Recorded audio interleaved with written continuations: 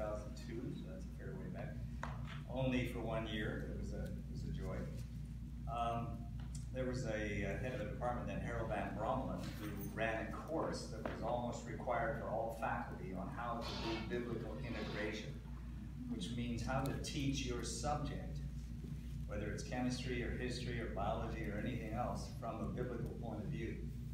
And I don't know that that was here. When I was hired, I said, what's your perspective? I was in the political science department.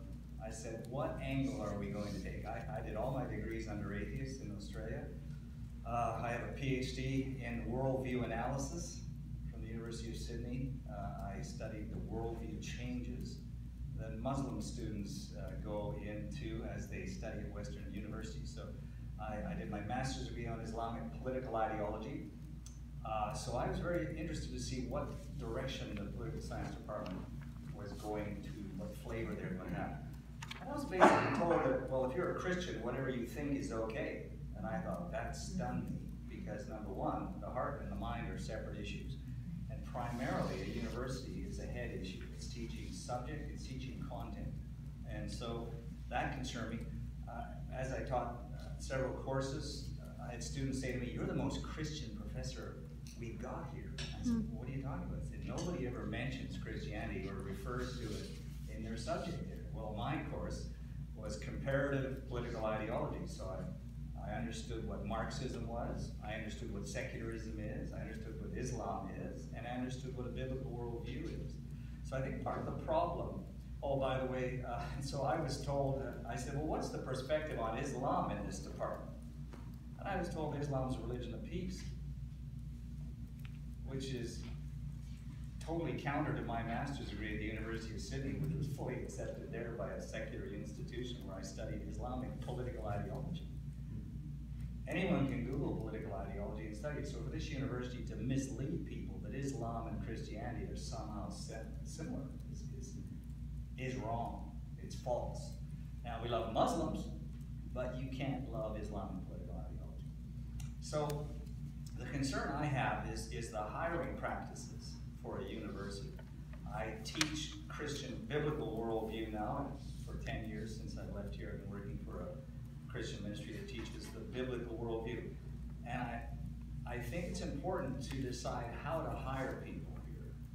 I find, at least we found in that science department, by talking to the former, I think he was a dean, that faculty are hired at department level, which is a huge mistake because you have no quality control from above. So you're finding out that the president's really biblical, but he has no say over who gets hired at a department level, which is the first way down for any Christian university, because as one department gets infiltrated, it will perpetrate an ongoing hiring process. And this happens on every university in the world. At the University of Sydney, I studied under rampant Marxists. And so you knew the Marxists in the department, what perspective they'll take on America. There was your token homosexual, your token feminist.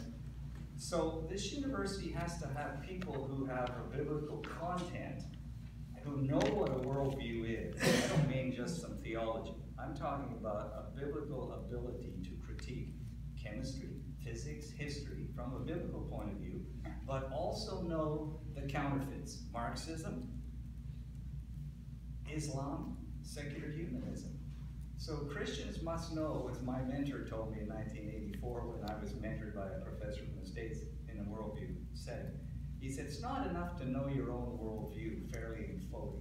You have to know why you believe, what you believe and why, but what you don't believe and why. So I find that this university will go the way of Harvard, Yale, Princeton, Stanford, the first 150 universities in the United States. We're all started by denominations, and most of those are gone, and many Christian ones, as our ministries work with the faculty, have lost their foundation. So I question the way people are hired here. I question what kind of quality control mechanism is put upon them. You can't work at McDonald's and change the way you make French fries. You follow the instruction. So I do believe that it's going to rise or fall on the faculty in this institution, and I don't see that there's a quality control mechanism, a biblical worldview screen or statement that faculty are able to even communicate a biblical view of chemistry as well as an evolutionary view. So I'm not just for saying, let's just teach the biblical. I think professors should be hired who can teach all views so that you know Christianity is true. Because atheism isn't, Marxism isn't, Islam isn't. So I would offer hiring faculty and training faculty who understand the prevailing world views and why Christianity is true in their discipline. Otherwise, they should not be hired. You will lose your university one faculty at a time, and we're seeing that. Gender studies should never have been, in my view, a department. Whoever set that up as a department has legitimized an area of knowledge that is not knowledge. It should be classified, it should be a course of study, gender dysphoria, which is a philosophical issue, not a biological issue. So I'm reading all this about homophobia, hate speech, etc. There's nothing in there that says we should be against heterophobia. So the normal heteronormative sexuality is not even mentioned, but everything else is. Gender studies should have been put under the psychology department as something similar to anorexia nervosa. It should never be legitimized by giving its own department, which then allows for the infiltration of the idea that this is a truth when it's completely based upon falsehoods. Thank you.